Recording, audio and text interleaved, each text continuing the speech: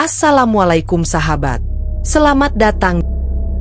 Terima kasih bagi yang sudah subscribe. Saya doakan semoga rezekinya selalu dilancarkan oleh Allah dan diberikan kesehatan selalu.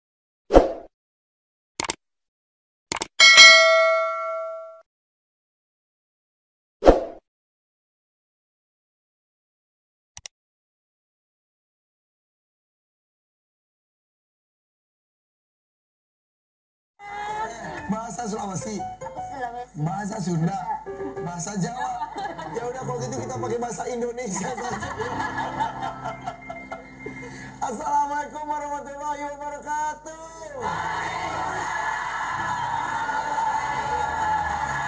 Aduh, pagi-pagi ada aja masalahnya, tapi insya Allah akan ada saja ilmunya. Dari Ning sehat nih? Sehat, alhamdulillah. Saibah, apa kabar? Alhamdulillah baik-baik. Dan tadi ngedumel-ngedumel apaan sih? Itu soal anak saya, Irfan. Jadi dia tuh susah sekali disuruh pergi sekolah, disuruh bangun pagi susah, nyiapin bekal juga.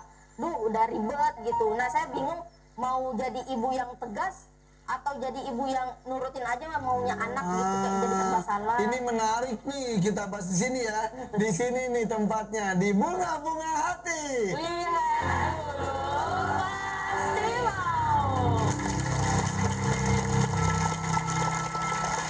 Masalah anak nih. Silakan Ning Umi. Ya meskipun belum punya anak ya. Iya. Mohon sekalian promosi mahasiswanya. Kita dengerin yuk. Monggo ibu-ibu yang cari calon mantu. Bismillahirrahmanirrahim. Alhamdulillah. Wassalatu wassalamu ala rasulillah amma ba'dah. Ibu-ibu sekalian, pada pagi hari ini kita akan membahas tentang anakku, surgaku, nerakaku. Anakmu, surgamu, nerakamu. Jadi anak-anak kita bisa membawa kita ke surga dan bisa membawa kita ke neraka. Pada dasarnya kita dituntut untuk baik mendidik anak. Mau terlalu tegas juga tidak baik, terlalu lembek dan menuruti kemauan anak juga tidak baik. Maksudnya bagaimana kalau anak terlalu diturutin terus-terusan, dimanja terus-terusan, nanti dia tidak akan bisa menjadi anak yang pintar menentukan keputusan di dalam hidupnya. Ibu, ternyata macam-macam anak itu ada 4. Apa saja itu? Yang pertama, anak bisa menjadi penyejuk hati, penentram jiwa. Bu, kalau anak sudah menjadi penyejuk hati dan penentram jiwa, Masya Allah, hati kalau ngelihat anak jadi tenang. Sebagaimana doa yang biasa kita baca, Rabbana hablana min azwajina wa dzurriyyatina qurrata a'yun waj'alna lil muttaqina imama. Yang pertama, anak bisa menjadi penyejuk hati, penenang jiwa. Yang kedua, anak bisa menjadi perhiasan. Jadi dilihat itu menyenangkan. Bu, kalau punya anak soleh, kalau punya anak ibadahnya rajin, kalau punya anak pinter, senang apa enggak? Senang. Anak gak seberapa ganteng, gak seberapa cantik, tapi kalau dia Masya Allah, ibadahnya rajin, pinter, dilihat menyenangkan ya Bu ya. Tapi kalau ibu sendiri mah, menurut ibu anak gak ganteng gak cantik tetap aja cantik sama ganteng ya Bu ya. Iya, sampai ditanyain, aduh anak siapa ini. Padahal sih itu yang ngelahirin. Yang kedua, anak bisa jadi perhiasan mata. Dilihat itu menyenangkan, melihat akhlaknya menyenangkan. Yang ketiga, ini yang bahaya. Ada macam anak yang ketiga, anak bisa jadi fitnah. Innama amwalukum wa auladukum fitnah. Anak bisa jadi fitnah. Maksud bisa jadi fitnah itu bagaimana? Ternyata Bu, anak kalau nggak soleh, kalau akhlaknya nggak bagus, biasanya yang diarani itu, yang disalahkan. Ojo guyu Bu. Yang disalahkan itu orang tuanya. Contoh, misal. Ini contoh aja ya Bu ya, contoh. Ada orang namanya Ibu Budi. Oh, ada namanya Ibu Budi. Ya udah jangan Ibu Budi, Ibu Sinta misal. Ada juga.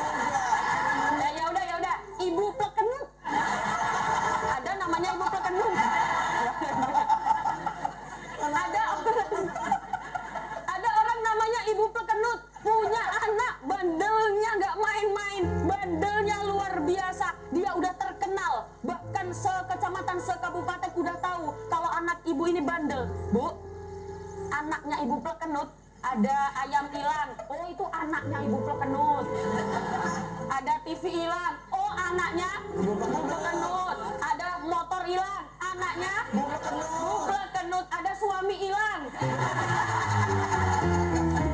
itu mah buble kenutnya. Buble kenut nggak ikut melakukan perbuatan anaknya, tapi buble kenut ikut disalah-salahkan. Ternyata anak bisa jadi fitnah. Kalau kata orang Jawa, melu diendok-endokno. Diendok-endokno itu bagaimana? Itu telurnya siapa? Endok-endokno. Iya, itu anaknya siapa? Padahal buple kenut gak ikut melakukan, tapi gara-gara kelakuan anaknya, buple kenut ikut kebawa jadi fitnah. Ternyata anak macam yang ketiga, anak bisa jadi fitnah. Yang keempat, anak bisa menjadi musuhnya orang tua. Gimana itu? Kok bisa anak menjadi musuhnya orang tua? Ada di dalam Al-Quran. Ya ayyuhalladzina amanu inna min azwajikum wa auladikum aduwwan lakum. Wahai orang-orang mukmin, sesungguhnya di antara istri-istrimu dan anak-anakmu ada yang menjadi musuh bagimu. Sebagian ahli tafsir menjelaskan maksud dari musuh di sini adalah menjadi pihak yang menghalang-halangi orang tua untuk taat kepada Allah. Itu salah satunya, Bu. Anak bisa jadi musuh. Contoh. Ibu besok masuk surga. Amin. Telat, Bu. Ibu besok masuk surga. Ternyata anak masuk neraka. Na'udzubillah, anak protes ke orang tua. Ya Allah, saya masuk neraka karena saya tidak disekolahkan ilmu agama oleh kedua orang tua saya. Adanya saya masuk neraka karena ibu saya tidak mengajarkan ilmu agama kepada saya. Saya tidak rela, tidak ridho kalau ibu saya masuk surga, sedangkan saya masuk neraka. Padahal saya masuk neraka karena orang tua saya. Saya tidak rela, ya Allah, masukkan orang tua saya masuk bersama saya ke dalam neraka. Berikan dia siksa lebih pedih, 2 kali lipat pedihnya seperti siksa yang engkau berikan kepadaku. Jadi ternyata anak bisa menjadi musuh, Bu. Anak bisa menjadi fitnah. Makanya dalam mendidik anak kita harus berhati-hati. Ampun, paham, ye? Gang. Emang ini Bu dari mana, Ibu? Cikarang atau 50? Cikarang. Ini Cikarang juga. Yang ini, hah? Oh ini, tapi jilbabnya sama ya. Iya. Ini Cikarang, ini Ciledug, ini Gajah Bledug. Ini dari mana? Cikarang juga, oke. Tapi bisa enggak. Bisa enggak. Jangan pas ya. Lihat dari ibu itu kalungnya di luar. Masya Allah. Biar, iya. Biar kelihatan, iya. Baru enggak. Buat dipakai lebaran, cobain dulu sekarang. Iya. Mana ciputnya miring. Mumpung masuk TV ya, iya. Lihat aja lagi Anik. Oke, yaudah siapa mau nanya ya, boleh? Ya, silakan. Iya. Besti, nanya dong. Lo, Kak bahaya, tak? Assalamualaikum warahmatullahi wabarakatuh. Salam warahmatullahi wabarakatuh. Nama saya Maria Ulfa dari Majlis Talim An-Nur, Cikarang. Ning Umi nanya dong. Boleh. Boleh nggak sih kita itu? Boleh. Boleh nggak sih kita itu memukul anak dalam rangka mendidik? Apalagi sepertinya kita tuh rata-rata pada punya anak kecil ya, Gen Z bisa dibilang seperti itu. Emang Boleh anaknya nggak sih? ada berapa? Alhamdulillah saya punya 2 anak. Umur berapa aja? Yang satu umur 13, yang satu lagi umur 15. 13 dan 15? Oh 15 dulu. Oh iya. 15 tahun. sama Iya 15 tahun dan 13 Tapi tahun. apa tuh? Ibunya masih nggak muda ya? Awet muda. Awet muda. Gimana? Terima gimana? kasih Nih Umi. Assalamualaikum warahmatullahi wabarakatuh. Salam. Mukul Gimana? boleh. Mukul boleh nggak gemes ya Bu ya? Gemes sama emang pengen mukul aja. Jadi ternyata boleh atau tidak kita memukul anak kita? Boleh, Tapi ada tapinya. memukulnya dengan kasih sayang. Oh, mukulnya bukan mukul beneran. Mukulnya buat dia jerah aja. Jadi mukul pakai kasih sayang itu gimana? Misal, yang pertama jangan langsung dipukul. Ketika dia melakukan kesalahan, nak, jangan kayak gitu. Nanti ibu pukul loh. Satu. Kalau kedua, dia tetap ulangi lagi, pukul. Pukulnya pakai apa? Pakai sedotan. Ya, nggak sakit. Itu sebagai isyarat saja kenapa saya sebutkan sedotan, pukul, tapi jangan pukul yang benar-benar dipukul. Pukul yang membuat dia jerah, pukul dengan kasih sayang. Nak, maaf ya nak, ibu pukul kamu karena kamu melakukan kesalahan. Setiap kesalahan yang kamu lakukan ada konsekuensinya. Irfan, aku boleh cerita ya. Dulu itu saya kalau mau keluar rumah itu kan harus izin dulu sama orang tua. Pernah suatu ketika saya pengen renang. Umur berapa saat itu? Umur berapa ya? Kelas 2 SD kayaknya. Pernah SD ya? Pernah. Irfan mah. Nah, pas kelas 2 SD saya mau keluar berenang tuh. Terus izin, nggak boleh. Nah, namanya anak ya Bu ya, namanya anak kecil. Oh, pengen berenang. Udahlah berangkat aja, berangkat. Yang akhirnya ketika saya pulang, ketahuan Bu, namanya baju itu basah, ketahuan sama ibu saya. Ya. Emang masih kecil, bekas renang. Kata ibu saya, wah ini habis renang ini. Akhirnya apa? Saya dihukum. Dihukum apa? Baca surat Waqiah di bawah ini panasan. Di bawah panasan itu apa? Ya, berjemur. Di bawah matahari. Jadi saya baca surat Al-Waqiah. Ibu saya sama ayah saya nangis. Maaf ya nak, saya sampai ya Allah ini udah hitam. Ya Allah, malah hitam. Makin manis. Ayah sama ibu saya nangis, tapi bilang setiap kesalahan yang kamu lakukan ada konsekuensinya. Jadi pelajaran. Nah, jadi boleh dipukul, tapi sambil bilang, nak, maaf ya nak ya, ibu pukul kamu biar kamu jerah nak. Jangan diulangi lagi ya. Jadi tetap dengan kasih sayang. Nah, ini juga waktu kecil dijemur, habis itu digoreng kan? Dikasih tepung dulu Kak. Dikasih tepung sih digoreng. Oh, jadi walaupun memukul itu bukan memukul. Nah, Kasih sayang. Tapi juga sayang, gitu iya. aja. Maksud saya pakai sedotan itu jangan memukul yang benar-benar memukul. Kalau kata orang Jawa, ngono yo ngono tapi ojo Ngono yo ngono tapi ojo. Itu ya Bu yang ngertos ya Bu? sampun paham nggih. Ganggeng. Ini penting ramenya. Oh ya nih, kalau misalnya kadang anak saya tuh suka saya nggak pukul tapi saya iniin mata kayak. Ya Allah. Itu melototnya udah pasah banget. Gila-gila loh melototnya loh. Suka bahasa mata gitu itu enggak. Gimana, boleh nggak melototin anak? Boleh. Boleh-boleh saja kan mau membuat dia jerah. Mau mukul nggak tega. Nah, akhirnya pelototin aja. Bu, tapi kalau kayak gini mas saya juga takut. Iya. Bahkan kemarin melototin sampai gini ya. Sambil nari-nari. Kalau ada ancaman tanda kutip ke anak boleh nggak? Biar dia jerah. Iya, Jangan iya. gitu lagi ya. Nah, itu tadi. Nanti ibu pukul. Itu kan bentuk ancaman kecil.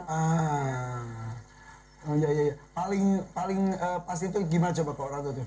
1, 2. Itu satu. Udah. Yang jelas masing-masing orang tua punya program tersendiri buat anaknya. Marahnya kemana dibiasakan dari kecil gitu ya. Jangan kemana-mana, tetap di sini di Bunga-Bunga Hati. Lihat dulu pasti mau.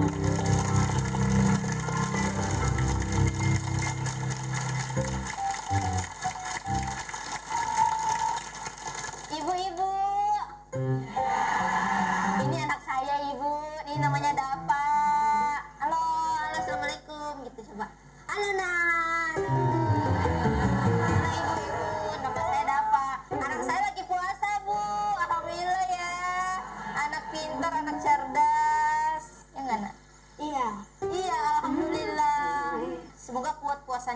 ya sampai selesai ya. Dia udah masuk SD Bu. Gini sekarang mah alhamdulillah ganteng banget anak saya Bu ya. Seperti bundanya cantik gitu ya. Dapat kuat nggak puasanya sampai sekarang? Enggak. Kenapa enggak nak? Aku gak kuat puasanya mah. Oh, pantesan diam dari tadi ya. Iya. Kudu minum ya. Padahal baru jam 12 siang loh nak. Tapi aku gak kuat mah. Harus kuat nah, harus kuat nanti. Mama udah pamer kamu dari tadi. Enggak, harus kuat nah, harus kuat ya. Harus kuat. Ntar tunggu ibu-ibu pulang baru kita buka puasa. Enggak, jangan gitu ya. Enggak apa-apa deh. Ya kuat lah beberapa jam lagi mah. Harus kuat lah. Harus kuat nah. Ini namanya anak soleh harus kuat puasanya. Sabar dan melotot. Gak kuat puasanya. Ini udah melotot belum? Belum. Tunggu tiga 3 detik lagi melotot. Iya, 3 detik lagi baru melotot. Ini anak. Ini anaknya. Ya ini anak saya dapat. Kayak tertekan ya. Lagi puasa dia, Kak. Oh gitu. Dapat terus puasa. Enggak. Ketahuan udah nggak puasa nih. Puasa enggak. Kamu puasa tapi nggak kuat gitu, Nak. Aku tadi udah pamer kamu loh dia. Ih, katanya anaknya puasanya full. Full A. Full A. Full Ini apa? Dia lagi nyanyi aja tuh. Enggak kuat. Enggak. Dia lagi nyanyi aja lagi ngapa. Dapat harus kuat puasanya ya. Benar kamu gini, main atau ngaji atau mandi atau tidur udah deh. Nah, biar nggak berasa puasanya gitu. Iya. Udah gini aja. Kamu istirahat dulu aja. Biar kamu pas bangun nanti kita bangun pas maghrib. Nah. Iya. Boleh tuh. Oke. Ya udah tunggu mama di belakangnya tiduran di situ di samping situ aja tiduran tuh ya. Iya. Oke. Udah dapat, hati-hati dapat. Dadah.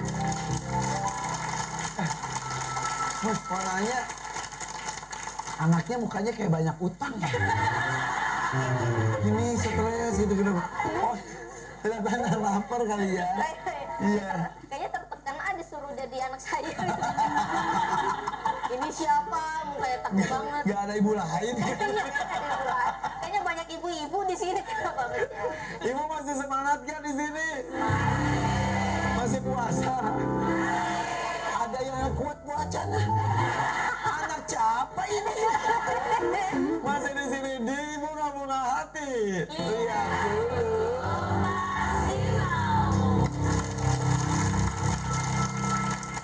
Anaknya udah ngerengek pengen buka puasa. Ya serba salah ya. Walaupun masih di bawah umur balik, tapi kan harus dipertahankan dan dilatih gitu ya, Mia. Gimana Oke. Mia? Silakan ada materinya nih. Oke. Masih semangat ya Bu? Masih. Apalagi pembahasan soal anak ini gampang-gampang susah ya Bu ya. Iya. Kadang kita pengennya tegas tapi nggak tega sama anaknya masih kecil. Pelan-pelan ya Bu ya, sabar. Di dalam hadis riwayat Imam Bukhari, Nabi pernah bersabda, man asbaha muftiran falyutimma baqiyata yaumihi wa man asbaha shaiman falyasum. Qalat fakana nasumuhu ba'd wa nasuwamu siyatana wa naj'alu lahum lughabiyah minal ihni fa idza baka ahaduhu ala ta'ami a'taitahu dzaka hatta yakuna indal iftar. Maksudnya bagaimana Bu? Siapa yang di pagi hari dalam keadaan tidak berpuasa, hendaklah ia berpuasa. Siapa yang di pagi harinya dia berpuasa, hendaklah dia tetap berpuasa. Maksudnya bagaimana anak-anak kita dibiasakan dari kecil. Ketika dia sudah kecil, sudah terbiasa berpuasa, besok gedenya jadi sudah terbiasa. Memang awalnya agak dipaksa ya Bu ya, karena apa? Kita tidak akan bisa tanpa dipaksa. Sama halnya ketika sholat, Bu, nggak sholat? Enggak, aku nggak bisa khusyuk, makanya aku nggak sholat. Bu, nunggu khusyuk kapan sholatnya? Paksa dulu sholat sambil belajar khusyuk. Bu, kenapa nggak sodako? Enggak, aku nggak sodako karena aku sodako nggak bisa ikhlas. Nunggu ikhlas, kapan sodakohnya? Dipaksa sodako sambil belajar ikhlas. Puasa, Bu, nggak puasa? Nggak kuat. Nunggu kuat, kapan kuatnya kalau nggak dipaksa? Dipaksa dulu biar terbiasa kuat puasa. Ini sama halnya ketika ibu-ibu mendidik anak. Anak pun juga begitu. Memang awalnya harus dipaksa sejak dini. Biar apa? Biar terbiasa. Dari kecil, ayo ya nak, sabar ya nak. Sebagai ibu, kita support sistem terdekat anak. Jadi anak melihat ibunya, ibu aja kuat puasanya, ibu aja semangat menjalani hari, ibu aja meskipun puasa tetap ngapa-ngapain, masih sehat, masih enak, puasa masih melakukan aktivitas. Masa kamu kalah sama ibu? Ibu aja udah tua. Kamu yang masih muda semangatnya harus lebih dari ibu.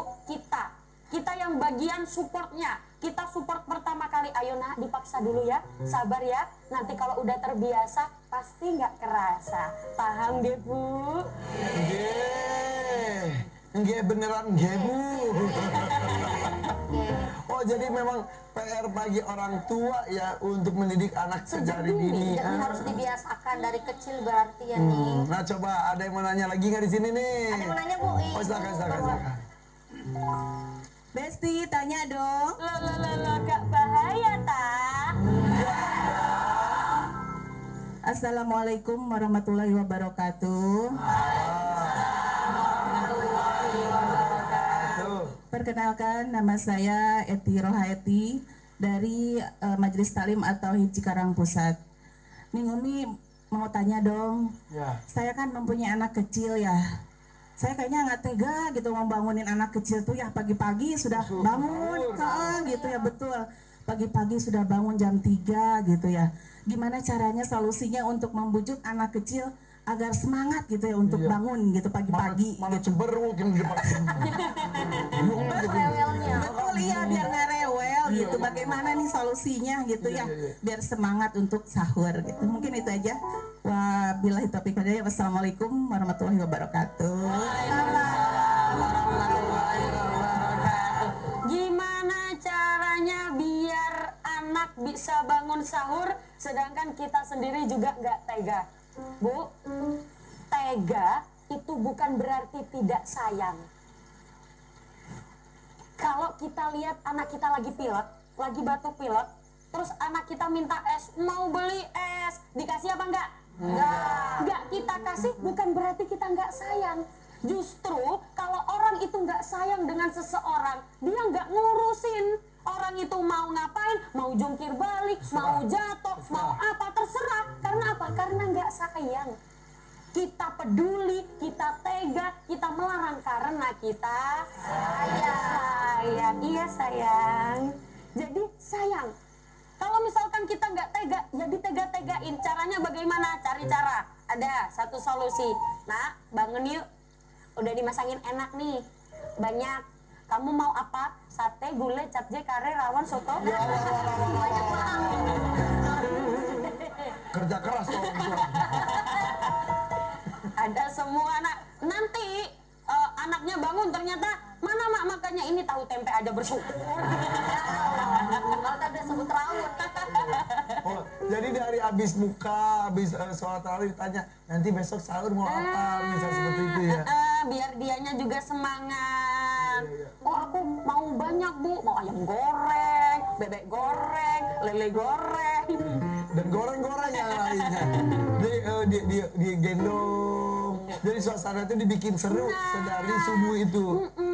Misal pas subuh-subuh nih, pas subuh-subuh misal Mbak Mus sama suaminya lempar-lempar panci. Biar rame ya. Biar rame, ayo kita main perang-perangan. Aku main kuda lumping. Dekat kasurnya gitu ya biar Oke, tapi intinya harus dibiasakan. Tega nggak tega, itu kebaikan untuk anak kita. Gitu ya Bu Eti. Itu Eti gadis jujur itu ya? Oh iya. Sampun paham nggih?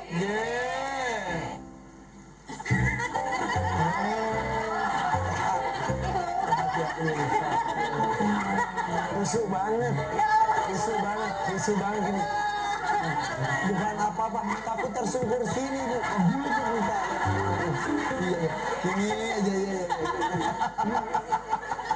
Megang tisu dah, tisu copot ya. Mau cuci muka dulu, cuci muka. Atau cuci mulut, cuci mulut. Lagi puasa.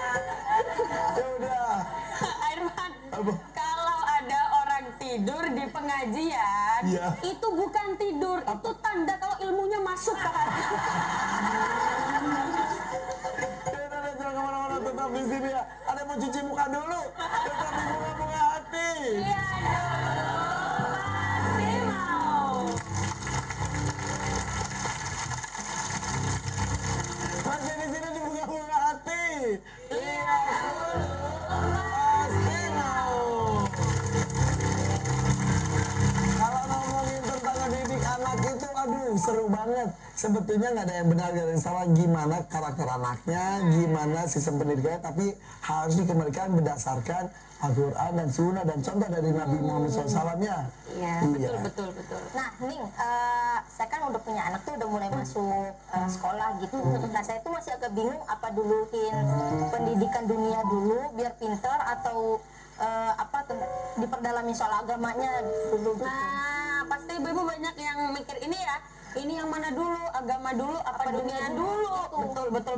Begini, saya kasih ilustrasi cerita saja. Ini bukan tentang bublakan lagi ya, bukan. Jadi, apakah apa yang didahulukan, ilmu agama dulu atau ilmu dunia dulu? Kita sebagai orang Islam yang pertama kali diperkenalkan, Bu, anak baru pertama kali lahir yang diperdengarkan di telinga bukan matematika, bukan bahasa Inggris, bukan ilmu kimia, fisika. Anak baru aja lahir diajarin apa? Diajarin diperdengarkan kalimat adzan. Ini isyarah. Isyarahnya bagaimana? Yang pertama kali diajarkan adalah ilmu agamanya dulu. Tapi jangan salah. Kadang-kadang orang tua yang penting ngaji, tapi tidak ada ilmu dunia. Padahal orang Islam harus punya skill.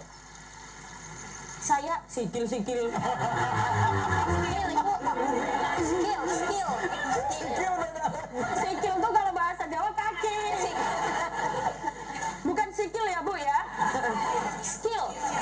Orang Islam harus punya skill. Saya ilustrasikan cerita. Ada dua orang. Namanya Musdalifah dan Umi Laila. Si Umi Laila ini orangnya ibadahnya sergap. Sholatnya bisa. Sholatnya 5 waktu full. Agamanya bagus. Umi Laila beda dengan Musdalifah. Musdalifah ini kalau sholat itu bolong-bolong. Jadi bukan cuma baju yang bolong, daster bolong. Sholatnya bolong-bolong, agamanya nggak bagus, nggak paham ilmu agama.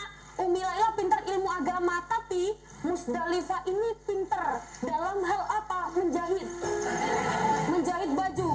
Jadi si Musdalifah ini menjahit baju sampai S1, S2, S3, sampai kedinginan kebanyakan. Selesai tapi itu, Mi. Jadi sekolah tinggi jurusan menjahit. Tiba-tiba ada sultan namanya Irfan Hakim.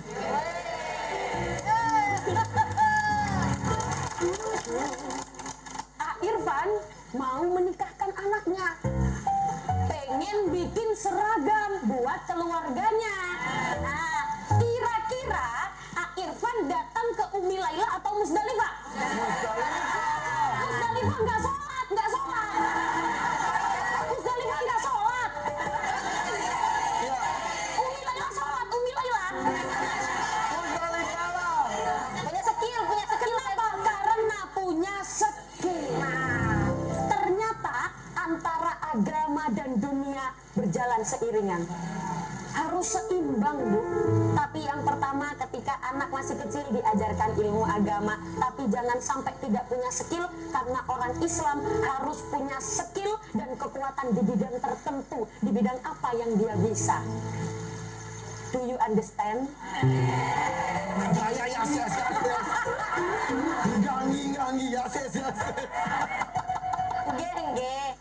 Oh gitu, jadi agama itu sangat penting untuk dasar, tapi kemampuan menghadapi dunia juga itu penting banget. Ya, jangan agama tapi nggak punya kemampuan. Nggak punya skill. Iya, skill ditajamin, tapi agamanya kokoh. Iya, jadi harus seimbang ya. Jadi semuanya itu dengan ilmu ya Bu ya. Agama, ilmu. Memperoleh ilmu agama itu belajarnya pakai ilmu. Dapat ilmu agama.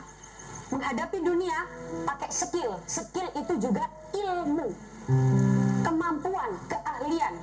Jadi ilmu harus seimbang. Ilmu agama dan juga ilmu dunia harus seimbang. Sebagaimana yang dikatakan Imam Syafi'i, man arada dunya fa alaihi bil ilmi wa man aradal akhirah fa alaihi bil ilmi.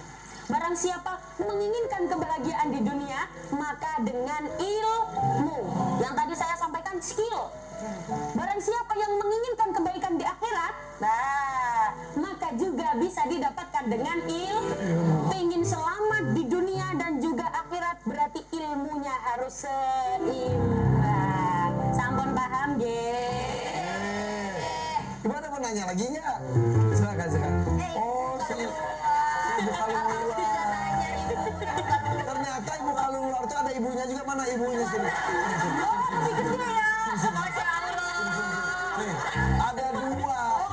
Ada anaknya, ada ibunya sini. Yang ibunya kalungnya lebih gede. Coba lihat tangannya. Tangan ke atas. Lencur. Ya Allah.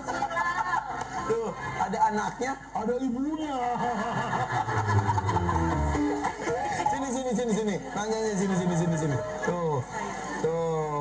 Ya kan? Iya. Tuh. Masya Allah. Ini tadi jamaah dari mana, Pak? Dari Cikarang, iya. Ini emang begini gayanya ya? Mau nanya apa? Besti, mau nanya dong. Loh, gak bahaya, nah. Pakai kalung di luar gak bahaya, tak? Bahaya dong,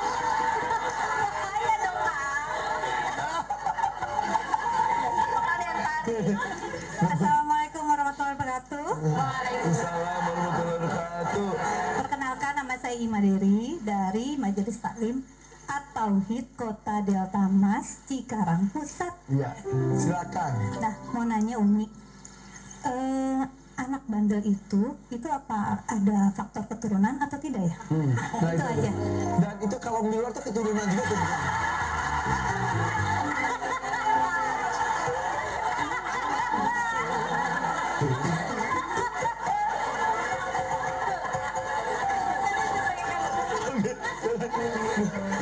Duduk lagi. Hati-hati, ya. Mangga, ya.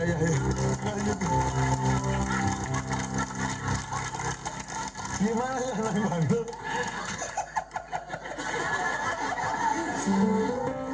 Anak bandel gimana tuh? Faktor keturunan nggak? Ya Allah. Bu, bagi Bu satu, Bu. Apakah anak bandel itu merupakan faktor keturunan, Bu? Anak bandel itu bukan salah anaknya. Dan bukan salah keturunannya. Bukan salah bapak ibunya. Tapi kalau anak bandel, orang tua yang harus introspeksi.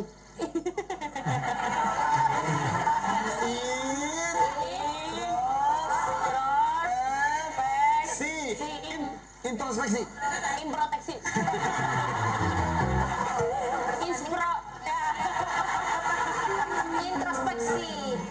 Orang tua yang harus mengoreksi diri. Dapat kuling. Improt. Orang tua introspeksi, apakah ada didikanku yang salah? Apakah ada perlakuan perlakuanku yang salah terhadap anakku sehingga anakku bandel dan tidak mau dibilangin. Jadi bukan karena kesalahnya anak dan salah keturunan, tidak. Tergantung bagaimana cara kita mendidiknya. Mudah-mudahan kita para orang tua bisa mendidik anak kita semaksimal mungkin, mengantarkan kita sebagai orang tuanya ke surga, bukan sebaliknya. Terima kasih Ningga.